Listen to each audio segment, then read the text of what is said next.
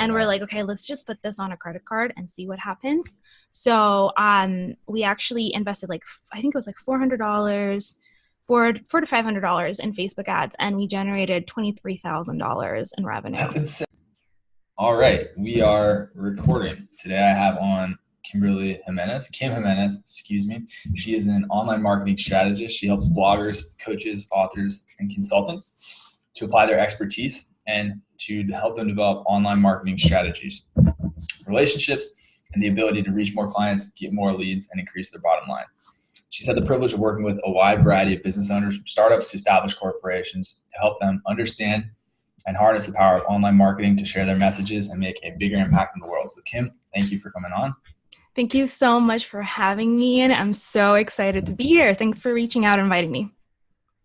Yes, definitely. I'm excited to have you on. I know you have a lot to share, especially for people interested in getting into internet marketing and consulting. So is it okay if we just jump right into the questions I sent you? Let's do it. Let's do it. Okay, so I like to start with this because it's exciting. What is the most exciting thing you're working on right now, and why? Sure. So we're always working on a new project in the business, but it usually is surrounding online training for our members. So I run a membership site called The Business Lounge.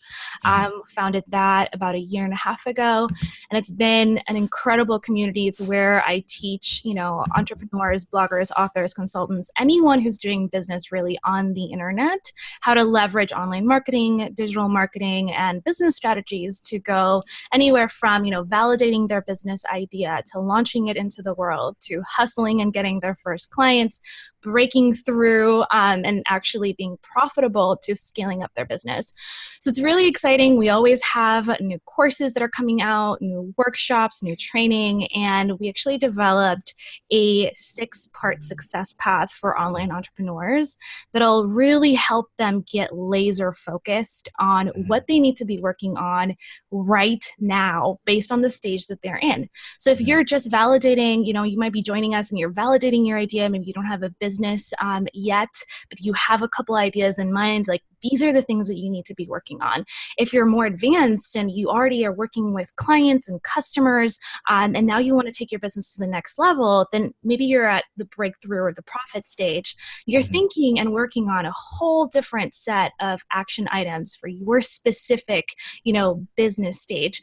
So it's really exciting. We actually launched the Success Path last year, at the same time, April-ish, and it was a game changer for our members so that they could stop focusing on like shiny objects, all these amazing strategies that are coming at us 24/7 with how fast the digital marketing changes. It's really easy to get distracted. So with creating that success path, we were able to help them get really focused and only, utilize their resources in the membership and outside of it that were relevant to them right now. So I like to call it our digital blinders. Yeah, And nice. now, now we're actually getting ready to release the second iteration of that success path, where we're going to be incorporating way more resources to not just help our members, in the tactical, practical areas of their business, like step one, do this, do this, do this, but also like the emotional and the personal turmoil that often comes with growing an online business. Yeah. So we're really excited to be adding that layer, revamping what the success path looks like, and just creating a better journey, a better roadmap for our members. So that's what I'm really excited about right now. Wow, that is a lot, and that is exciting. Man, so many questions just from that. So I know we talked about this before. We're just about to go off the rails. I know. So with the business lounge, I saw that, and one thing that stuck out to me about your site was I thought she must have been working on this for quite a while because you have a lot of different offerings. Yes. But you do narrow it down in every part of your customer interaction. I know right on your homepage you have the start here. So is your business lounge is that really the core of your business right now? Or is that completely separate from consulting? Or does that get you consulting clients? How does that work? Yeah, sure. So it is, our bread and butter. It's where I spend 90% of my time, even though we have other training programs that are a little more advanced, like Social to Social. So with our business, it's kind of evolved now into, yes, I used to do consulting. Before Mhm. that, I used to offer, done for you services, marketing, and running campaigns. So now we've kind of transitioned into online training exclusively. And I still do offer consulting, but it's exclusive to our Business Lounge members, Mhm. just because I started to realize that first of all, our pricing is a lot higher now than it used to be. So we want to make sure that our members are ready for consulting. They're not Mhm. actually, kind of in that process where you could be learning so much on your own when you're just getting started. Those are the resources that we make available to them. Mhm. And so because I already have trained them to get certain things down in their business before Mhm. they're ready for coaching or before they're ready for consulting, we only offer that exclusively to our Business Lounge members because they've gone through our programs and are ready to actually take things to the next level very quickly. Whereas with someone who's just joining the Business Lounge, maybe for a couple of weeks or is not part of our training programs, it's going to take 10, 15 training sessions to get you to that point where, Mhm. you actually have the tools and the resources to move forward. So that's kind of where we're at. We're very, very picky in terms of who we work with in terms of consulting now. So our bread and butter, yes, it's the Business Lounge. Okay. Oh man. So I want to ask one more thing about the Sure. consulting before I Go go for it. back to the business lounge. I saw that you did quite a few jobs in order to kind of step up your own skill set Mm-hmm. before you started consulting. One of them was prolific SEO. Mm-hmm. So you offered SEO services, and it looked like you had another job where you were doing digital marketing services for another company. Mm-hmm. So what made you kind of transition after you had got that basis of your skill set into teaching? Mm-hmm. And why do you focus more on teaching now than consulting? Sure. So, just to make a very, very long story Mm. short, I actually got my start in digital marketing when I was in college. So, I was going to school for nutrition and dietetics, senior year, had already put in a lot of work and was very conflicted about whether or not I wanted to keep pursuing nutrition and dietetics. Actually started taking some business classes in school, was really working with some professors and taking some entrepreneurship courses as well. And I met my husband, who was my boyfriend at the time. He was starting his business, which was the college moving company, out of his dorm. And I really wanted to help him, try to be a good girlfriend, help him get the word out there. That's awesome. Yeah, like No way. knew nothing Yeah. about marketing or business other than kind of what I was learning in school. Yeah. And so we grew his business very quickly through social media, and our No friends way. started. Yes, it was like an explosion That's awesome. of growth. It was great. So it was kind of like a happy accident. I fell in love with marketing. I'm pretty creative and I love like that outlet. So I was, teaching myself how to do graphics and figure out, these scheduling tools, and it was terrible, but it worked at the beginning. And so our friends started asking about it. I loved it. And he was like, hey, you should, you need to find a job to pay for school. So why don't you try getting an internship with social media? And I was like, Mhm. yes. So I Yeah. did that, and that's when I started working with Prolific. And at the time, they were focused on SEO. They actually eventually evolved into a full service digital marketing agency, which was really good. So I really started getting between helping my boyfriend, now my husband, and Yeah. getting that internship, I was submerged into the world of online marketing and social media marketing. So I started managing client accounts, really started learning about how do all of these different kind of verticals, right, push a business forward, from doing SEO to really understanding email marketing and running video marketing campaigns, social media. So it was an amazing experience. I was like managing 17 different accounts, client accounts, which was really amazing.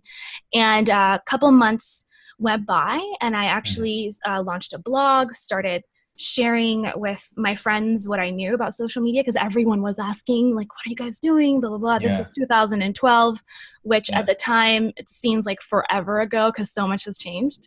Social media, Um, definitely in yes, marketing, it is forever ago. completely. Yeah. Yeah. So, at that point, I actually had Dovetail was a management and development. It was like a property development company in town, and I think they had 8, 9 different properties in different states, kind of like, they were all serving student housing, and it was like around the SEC. So they were like, hey, we know that you don't have a college degree. We know that you don't have a full background in marketing, but we want to give you this job as social media director, Oh, build wow. our social media team, work virtually with interns and with our marketing staff on the ground. So you would be working here at corporate.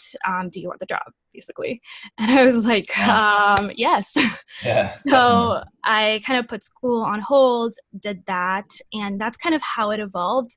Later on, decided to just go on, off on my own and build Yeah. my own agency, and that's how like it's transitioned. So at first, when I had my own company, I was just doing the same thing I was doing, for Prolific, for Dovetail, for the college moving company, and offering done-for-you services to small business Mm-hmm. owners. But that kind of transitioned into consulting, which has now transitioned into online training. And I always knew I wanted to go into online training. I have a passion for teaching and education. Both Yeah. my parents are educators, so I grew up Oh, in okay. that arena. Mm. Yeah, and I just love it. So that's how, our business has transitioned. I think that everyone has their own different path and their own different, kind of area of expertise or area where they're really passionate. And this just happens to be mine. So very long drawn kind of explanation for your question. No, that's perfect. That's great. Does give a lot of context to the transition. So you mentioned that you were already handling clients at Prolific SEO, quite a few client accounts. So Mhm. you kind of had that base skill set. Did you already know that you were eventually going to be running your own show, even as far back as when you're in college doing dietetics, or when did that point take place where you're like, I'm gonna do Yeah. both? That's a great question. I actually didn't. Mm, My background, like I mentioned, I grew up literally in a college campus. mm. Love higher education. My dad's the president of a university back in Puerto Oh, Rico. wow. And so, yeah, so my mom's a biology professor. So I love education was, I grew up in that specific arena, and everyone around me kind of just went to school, got a degree, got the job, got Mm. married, had babies. So it was never ever like a thing where I would be an entrepreneur. I'm horrible at sales, have always been horrible at sales. And I thought there's no way. But then I met my husband, Chris, and he kind of introduced me to entrepreneurship. I started kind of, like I mentioned, taking some classes in college about business, and my professor started instilling in me that, hey, if you are in dietetics, you could go the clinical route or you could have your own practice. And I Mm. started kind of exploring that as something that I'd never really thought about before. And seeing him grow his business, having ownership over his time, even though it was extremely difficult to grow a business, he really started encouraging me, like, hey, you need to be thinking about having your own business, doing this for yourself.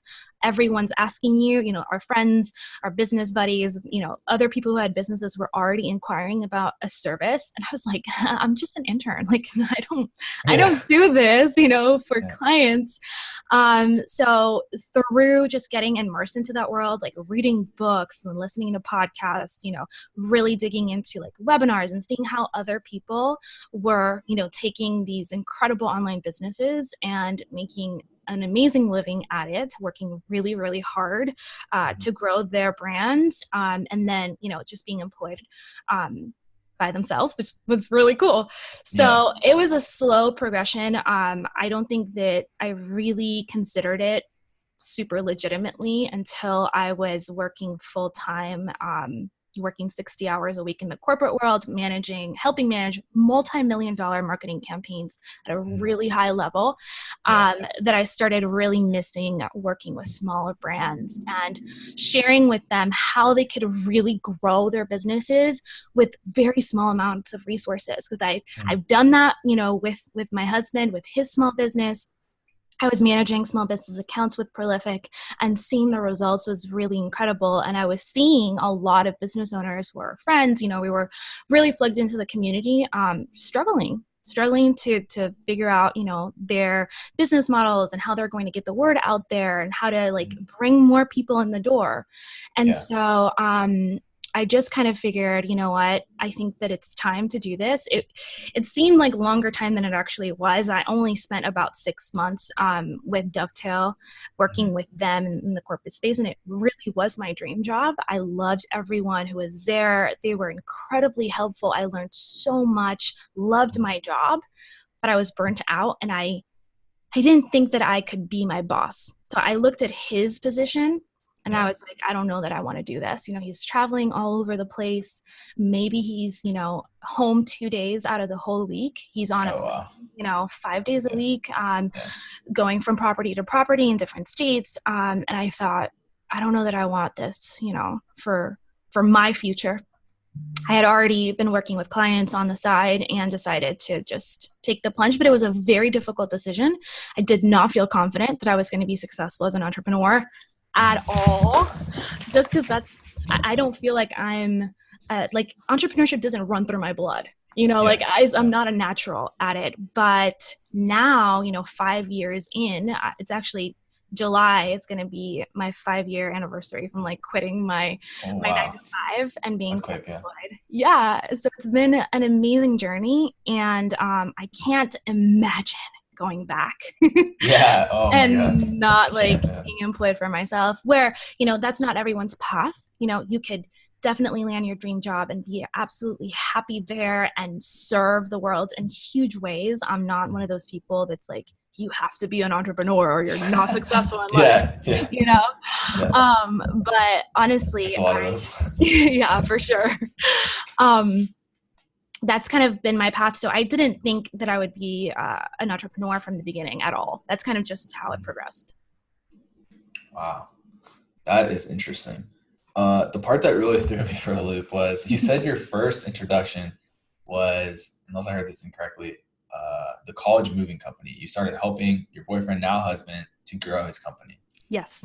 So that's like trying to get traction on a new company. That's pretty hardcore for like a first. That's about as hardcore as it can get outside of like some project that you've taken a ton of funding money for. That's pretty hardcore. So what were you doing there? How did you help them? What did you have to learn to help them try to get, I guess, were they already trying to get traction? Were they already growing? Where were they? That's pretty nuts. So we were literally like startup, like first 4 months in the business. Kind of, yeah. It was really hardcore, like you described it. So where they were was they were trying to get, so it was, just to explain what the business was, it was like a moving service for college students. So kind of him and his brother started it from their dorm, helping girls in the hallways kind of move. And then it turned into, kind of a summer job for them. So they both graduated school, got, jobs in the corporate world. And then my husband was like, I don't like this. I did this for a year. I just want to go back and try doing the moving thing again. So it was like ground zero, like, first 4 months in, didn't really have a lot of business, trying to figure out, how are we going to get the word out there, doing a lot of, traditional marketing strategies, like spending $400 on flyers that like money we didn't have because, he was just starting his career and I was still in school. So doing those kind of things, like trying to send in like mailers and show up for sorority chapter meetings and kind of pitching, in person. Yeah. So was that you pitching or him pitching? No, him. No, I was awesome. You're like, I would get along there. Nice. No. That is awesome. I was behind the scenes. Yeah. No, but yeah, he was pitching and trying to, hire people. And it was like a lot of struggle between figuring out how to run the business in a way that was profitable and then having employees and like managing all the little things that you have to worry about with taxes and accounting and bookkeeping. It was a lot. So I one day was in school literally and was like, okay, you have this Facebook page that you started and it literally had 23 likes on it from our friends, no one who was like going to hire us. So okay, how can I take this page and actually make it something profitable? So I started really learning about social media, digging through other people's blogs, and Facebook was really hot at that time because it was just kind of getting started and they just released ads and they were a big deal. So I just started really posting content, a lot of it I look back on and I'm like, I can't believe that we posted that. That was horrible. But we just, started trying things. So we would post videos and run giveaways and run contests. We started connecting with a lot of local businesses through Facebook, and then we would meet them in person and they would refer us. And so we kind of organically grew an audience. Very, I would say, kind of like, I don't know, guerrilla marketing. It was like sounds like a lot of business development. Yes. And a lot of sweat and hustle. I was on it every single day, creating new content, making sure people were engaged. And so we then decided to invest in Facebook ads. And we're like, okay, let's just put this on a credit card and see what happens.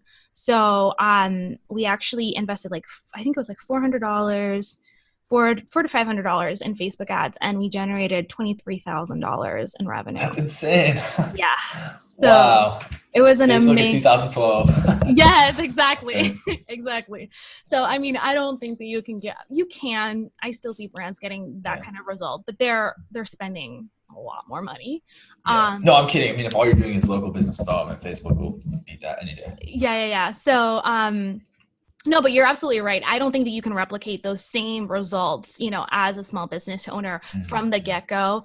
Back then, we didn't even have the ads in the newsfeed. It was just right column ads. And we were playing with all types of different images. That's so awesome, though. Yeah. So we just kept track of everyone, who I guess hired us. And then we would ask them every single time, how did you find us? And most everyone was from Facebook. I saw an ad, I saw your Facebook page or whatever. And so that's when we knew we had something.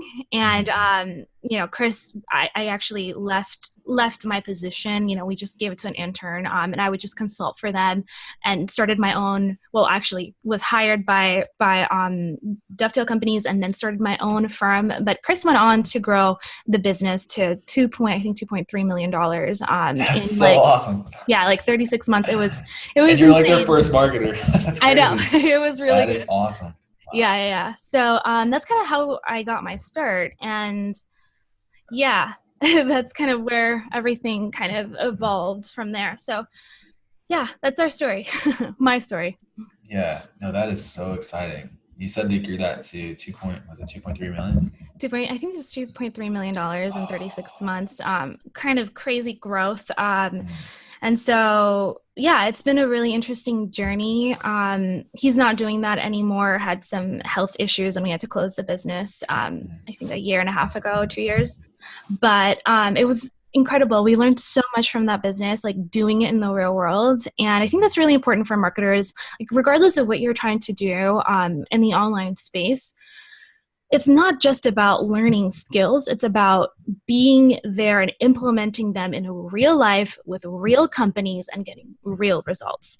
That is extremely important, especially if you're getting started. I don't subscribe to the idea that you can just learn this theory and then, promise a company result or promise a client result or think that you're an expert just because you watch a couple YouTube videos and or listen to podcasts. Look, I have a YouTube channel. I have a podcast, and those things are amazing and they can give you great ideas and great strategies, but it's still your responsibility as a marketer to go out into the world and experiment and test and implement everything you're learning with a real company that's generating real revenue. So I think that's really, really important. And one of the lessons I learned early on that helped me a lot with growing my own personal brand, offering training and coaching and consulting for other businesses. Because at the end of the day, it's all about the implementation. It's about actually doing the work. We can talk about fancy strategies and techniques all day long, but in the end, what's actually going to give you results as a marketer, as an entrepreneur, is going to be implementation. You got to do the work. You have to test and experiment and adapt based on, what you're seeing that is working in your business or, at work, wherever you are. If you're, working for an organization, it's the same exact process. Mm-hmm. Yeah, no, I think that's so true. It seems like most people who've done client work or worked for a company as a marketer have a much easier time starting their own thing, either, when they're doing it or after. So yeah, absolutely. And so one of the questions is kind of feeds into it nicely is your skill set seems pretty broad, especially the stuff that you teach. So just as an example, one of your pages had lists for how to create a social media strategy, how to win a social media on a tight budget, finding your dream clients. Do you know which metrics you should be tracking? Like a lot of different topics. How do you go about developing your skills? And then in marketing, especially, people talk a lot about being T-shaped, having one or two skills you're really good at and a whole host of supporting skills. How did Yeah. you do that with yourself? Was it a conscious process? Did it just happen? Sure. So, I think that's really important, just really honing in on one or two skill sets and really focusing your efforts there. I just happen to have a kind of a different background, and I would say don't do what I do. Not Okay. because I think that we're approaching it incorrectly. I With my brand specifically, everything that we create is based on the questions that we get and what we are implementing in our own business. So because my background is, growing a startup and growing small businesses, but then also growing corporation, it's very varied. So I had to teach myself things like graphic design and video production and, social media marketing, email marketing, and then also like really understanding business concepts, like how do you, create systems and processes? Like, how do you stay hyper productive? Leadership, really understanding how a team works, because, that's what I did in the corporate world. I had a team, I had to hire people, I had to fire people.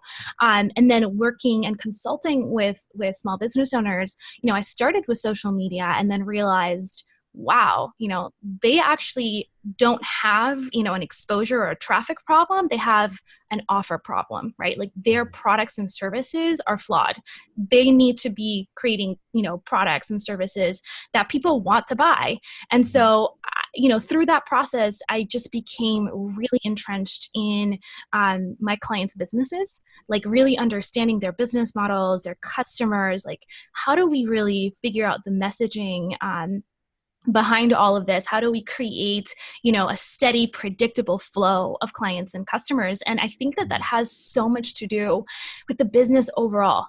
In marketing, you'll learn really quickly that you could have the most incredible strategies and the best tactics ever, but if the offer, if the product, the service you are trying to sell isn't a no-brainer for the market, it's going to be extremely difficult to sell it, if not impossible. So a great offer, can absolutely trump bad marketing. You can literally get away with terrible marketing if you have a great offer. But if you don't, I don't care how much of a marketing budget you have. You can hire every expert under the planet, under the sun, and you won't be able to sell your product. So I started learning a lot of those strategies. And because I'm so curious and I'm just like, I love learning, all of these things came about. And so that's what we Yeah. teach now, because we get a lot of questions from our members in all those different areas. Okay. But I wouldn't recommend that as a freelancer, as a consultant, as a marketer, you focus on everything, right? This has been, kind of like my journey. And it's been over the past 6 years. So I didn't learn this in a day. I think that as entrepreneurs and marketers, we evolve. But in the beginning, I wasn't teaching about branding. I knew nothing about branding. I wasn't Yeah. talking about positioning or how to price your services and offers or what your brand messaging needs to look like, or setting up, systems and processes and hiring. I wasn't teaching that. I was teaching what I knew, which was social media marketing, specifically Facebook, Instagram, and Twitter. Like that, those were the 3 things I was teaching on or really talking about. So I think that it's really important that you harness 1 or 2 skill sets to the max, really become an expert in that area, and then go from there. For me, this has just been the natural evolution of our brand, and it's worked for us, but I don't see it work often in this space. That's interesting. What do you mean you don't see it? You mean adding like not having a specific focus to start and adding things on and feeling it out as you go? Is that what you mean? Like people should start with a very well-defined what they're going to be the expert at, or? Yeah. So when you're trying to speak to everybody, you're speaking to nobody, right? Like we've heard that saying before. So when you're trying to be too broad, it really takes away from mastery. And I think that's extremely important in every type of skill set. So let's say that you're starting with blogging and maybe you're doing a little bit of Instagram marketing, for example. If you know, skip that process of mastery, if you don't master the art of blogging and the art, you know, of, and I say art because that's what I think it is, the art and the science of Instagram marketing, and you go into video and you talk about podcasting and then you try to go into Facebook ads, you're not actually taking the time to master those skill sets, and you're doing a disservice both to you as, you know, the entrepreneur, as the marketer, as a freelancer or consultant, and to your clients, because you don't know the ins and outs of all those different, you know, areas, those strategies. You don't know how to adapt them to different markets and different business models. And so I think it's really important that you don't start trying out to be the guru to everything, you know, under the sun, because first of all, no one is. Like I know a lot about a lot of things, but I don't know everything about everything, right? Like I'm happy to say, you need to go to this person because I'm not the expert in that field. And I think that's really important to have that awareness, especially when you get started. Don't try to, you know, do all the things and be all the things to everyone, because you're just not going to succeed. You're going to be pulled in a million different directions. You're not going to know your stuff, and it's going to be really overwhelming. So start small, really focus on one or two key areas. Maybe it's copywriting, maybe it's email marketing, maybe it's advertising. You know, digital marketing and marketing as a whole has so many subsets and so many different. Yes, you could literally be an expert, you know, in simple things like conversions, you know, on websites, or just building, you know, incredible email campaigns that actually get people to buy. So just try to focus in on two areas and then expand from there if you really want to. Nice. No, that's awesome advice. Totally agree. I kind of wanted to ask you about something you opened up with, which was you should go back to the business lounge. Sure. Since that is your most exciting thing. So the business lounge, you mentioned I believe it was a 6-step path for people getting in there, and so they can, you know, latch on to what they need to be working on depending on where they're at their business and really start to make progress, get some traction on their own workflow. Right. So what made you want to do that? What does that look like? Is that an extra add-on product, or is it something you say everyone's starting with this? Yes. Great question. So it's built into the membership, and as soon as they join, our members join, we point them to the success path. The first thing you need to do, introduce yourself in the community, get plugged in, and then you go to success path and figure out where you're at. So that came about from launching, you know, the membership, having multiple courses, and then people constantly asking me, our members constantly asking me, where do I start? This is where I'm at right now. Should I start with the email marketing course, or should I start with the blogging course? Should I start with Facebook ads? And so I was having those conversations one-on-one constantly. So everything we create in the business as a whole comes, you know, from the interactions that we have with our community. And so I started noticing, wow, you know, people need some kind of roadmap, some kind of you know, path to follow that is logical and makes sense. Because I think, yes, we all are different. You know, all of our businesses are different. Our journeys are different.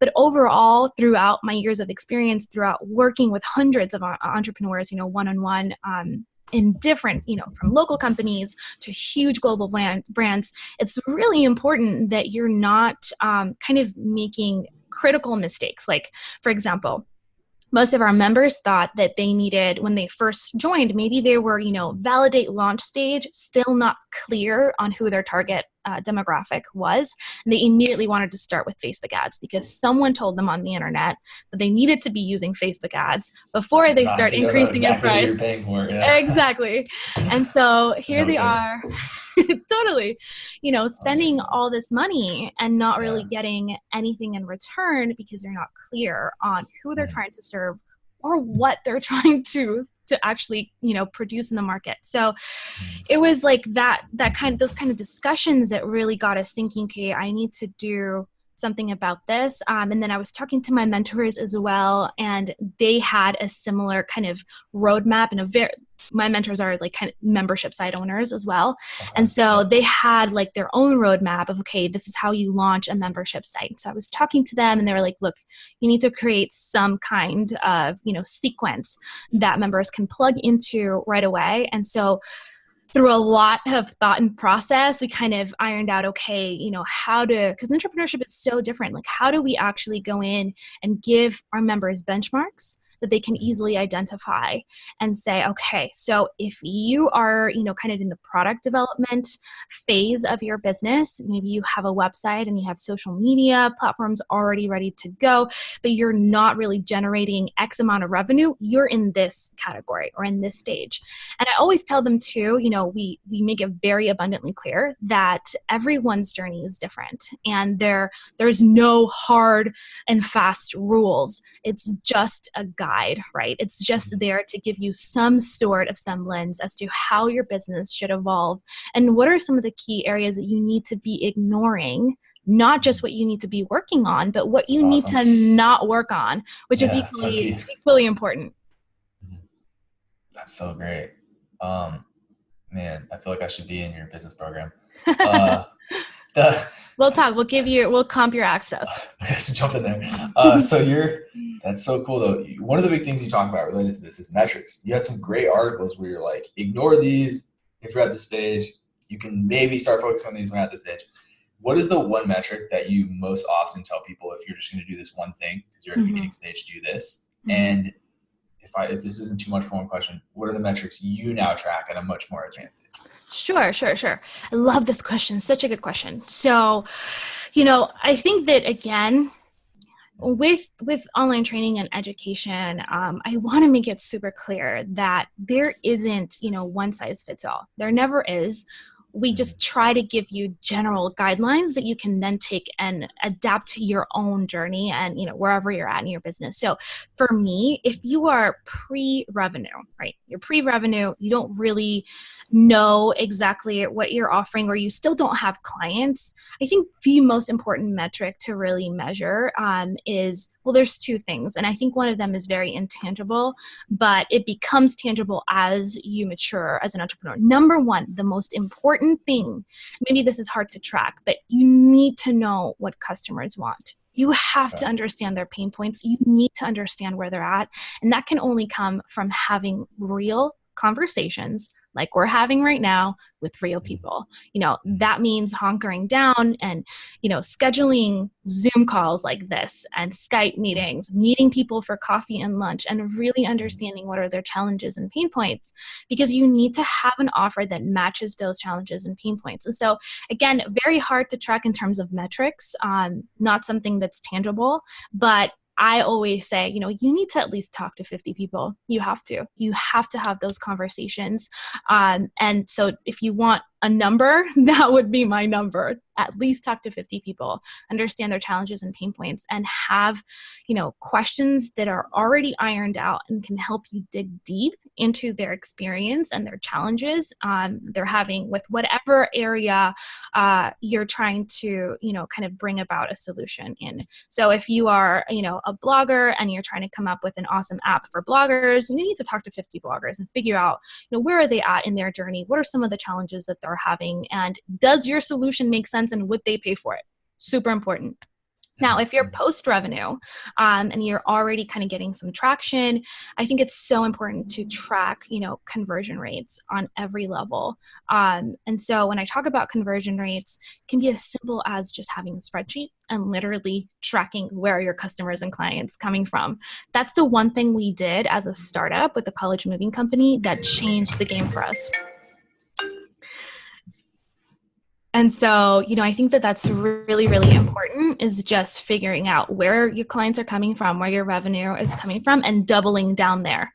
So that can be literally as simple as, figuring out, is our traffic coming from Facebook? Is it coming from Instagram? Where are people actually converting, and how are they becoming customers? Super important, very, very kind of big picture, because that looks differently for every platform. You know, when we're talking about social media specifically, we can talk all day about engagement rates and traffic and, you know, growth. And those are important metrics. But at the end of the day, the question that you need to be asking yourself as a marketer and as an entrepreneur is, how are these metrics really tying into our overall goal of growing the business and moving it forward? Okay. And Yeah, then no, the second, sorry, go ahead. I said that totally makes sense. The conversions. These are wireless headphones. I had a call come in. It went silent for like 5 seconds. Oh, no. So sorry to the audience wasting your time. They have answered this, but the conversions, are you tracking that just where the users are coming on pages and then where they're actually making the sale? Yeah, That's what you're talking about absolutely. on the Excel? Absolutely. Yeah, exactly where they're coming from. And you might have to, you know, have some educated guesses, because you don't always know. There's a billion Yeah. different touch points that people might be having. And we Yeah. can have a whole conversation about attribution and how you should Yes. be That could be attributing a that. whole podcast. Absolutely. But generally have an idea of what's working in the business, and then double down and do more of that. So for us, you know, initially I was like freaking crazy about tracking every little detail. And I soon realized that, look, the internet is huge. You know, people might be finding you on Facebook and then coming over to your YouTube channel, watching a video, and then going to your website, signing up for, you know, an email, and then coming back, you know, 3 days later and saying, oh, wait, I meant to sign up for this course, or I meant to reach out and see if I can get, you know, some consulting. And so I think it's lots of touch points right now. That's really important. And then just having a basic idea of where people are coming from. So like for the Business Lounge and all of our training courses, we track every single sale. And we try our best to figure out, you know, where did this client come from and what was the last touch point.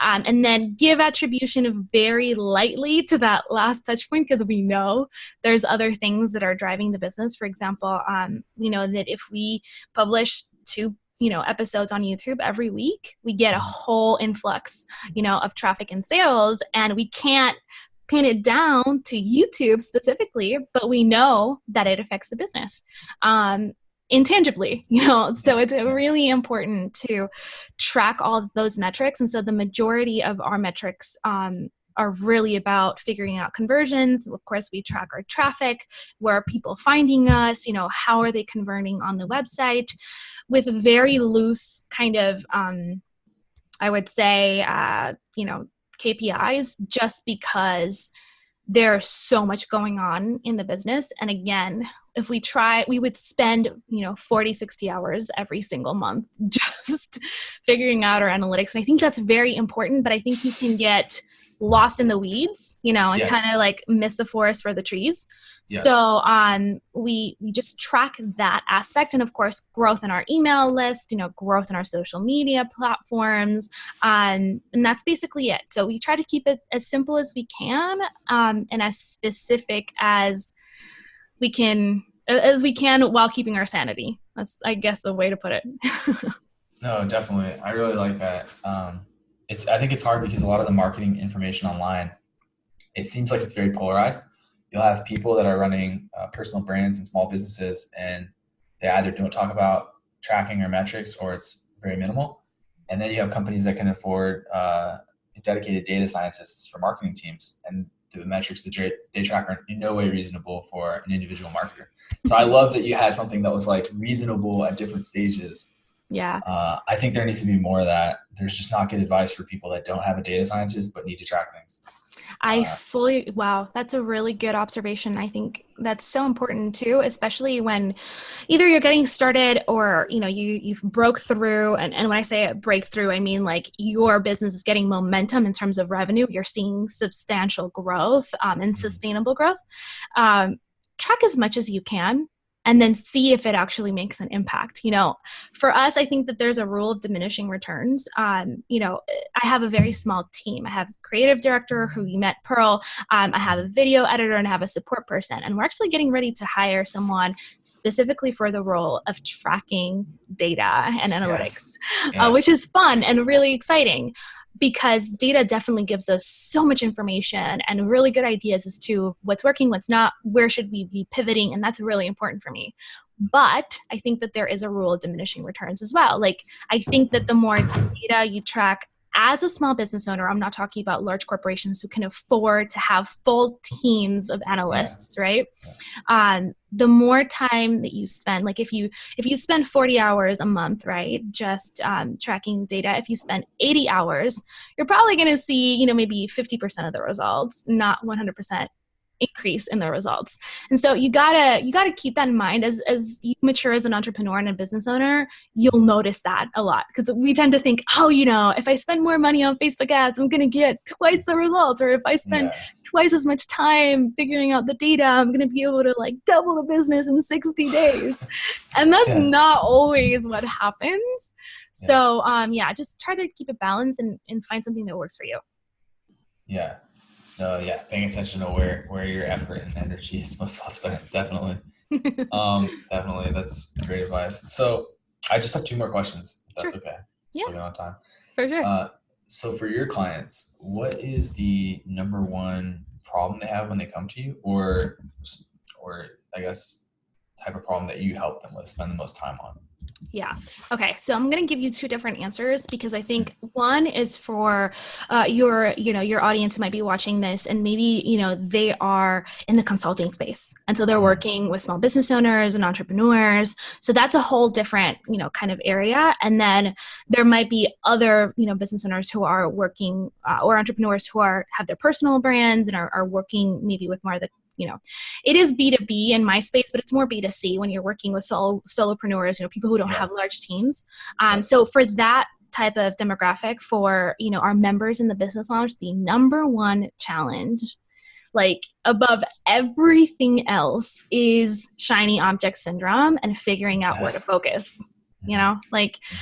okay, so I started this blog thing, but then I heard someone tell me that I should be doing YouTube. And then I was listening to this podcast that was talking about how, I really need to get into Facebook ads. And then I was listening to this other expert who was telling me about, how it's important data and metrics are. It's like, what do I need to be doing? So that is by far the biggest, challenge, pain point. And then, staying focused. It's not just getting clarity in your business. It's like staying focused throughout that journey, so that you can, move into the next stage in your own success path. And so, that's really, really important. But then the other challenge, that I hear extremely often with entrepreneurs who are working in the consulting space, consulting for small businesses, is really just what we all think of as like, okay, how do I actually generate more revenue from social media, and how do I prove that it's working? And so, at least for me, that's the biggest question that I get is, hey, we're doing all this stuff on Instagram, but we're not sure how it's impacting the business, or we think it is, but we'd like to know for sure, so that we can double down on it. And so those are two questions I get all the time via email. And I think are such good questions as entrepreneurs in business. Like, we need to be asking those questions. But then as a marketer, how do you solve, those problems for small businesses? And I think it really comes down to, I always tell, kind of marketers who are doing consulting, it's really evaluate who you're working with, because oftentimes you need to be more entrenched in their business than they even realize. And then you realize, and if you're just charging $300-400 a month for content, creating content, maybe blogging or creating content on social media, or you're charging a maintenance package for web design, a lot of times when clients come to you and they ask those pressing questions, it requires more of your involvement. You need to be part of their business and understand the behind the scenes, like how are things actually working, talk to their salespeople, really talk to their they have other marketing staff who's doing marketing, on the ground floor, maybe not online. Just have those conversations. And that usually requires, that you're more involved, which means you need to be charging more. And that's a fair compensation or a fair kind of solution there. But it's really important that you have those conversations with clients and you understand how is your work, how are your services actually impacting, their bottom line. I like to think of it that way as much as I can, because we can get really entrenched in, let's just do coaching so that people feel better, or let's try to help them solve problems. But are you actually, Yeah. encouraging them to Yeah. find the solutions and implement those solutions. So I think education is really important, educating your clients and really helping them establish tracking systems in their business so that you can have clarity in terms of how are things working in the business and are you producing actual results. Nice. Nice. So it sounds like for the solopreneurs and personal branding, you're telling them to learn how to get and stay focused. Yeah, And then for the people that have their own clients, maybe to, realize how they're actually going to add value to the company, what that's going to entail, and then how to price those services appropriately. exactly. Yeah. Um, that's awesome. And it's cool that you get to work with both of those people too, because that's like a lot of different stuff. It is. It's exciting. So the last question is just, is there anything that I didn't ask you that I should have? I'm going to roll this into 2 and 1. Is there anything I didn't ask you that I should have, or any resources besides your site that you'd recommend to people just getting Yeah. started online? That's a great question. Honestly, did you miss anything? I can't think of anything off the top of my head. Um, I don't, yeah, I think you covered it. I can't think of anything. Yeah. Okay. That's good. But in terms of like some resources, depending on, so this is for people who are in the marketing world or for entrepreneurs, like, let me know because I don't know, like, what do you So think I this should? would be, I would say, people similar to your clients. So people that are either trying to start their own personal brand or blog about a specific topic, or people Okay. that want to take on clients as a marketing consultant.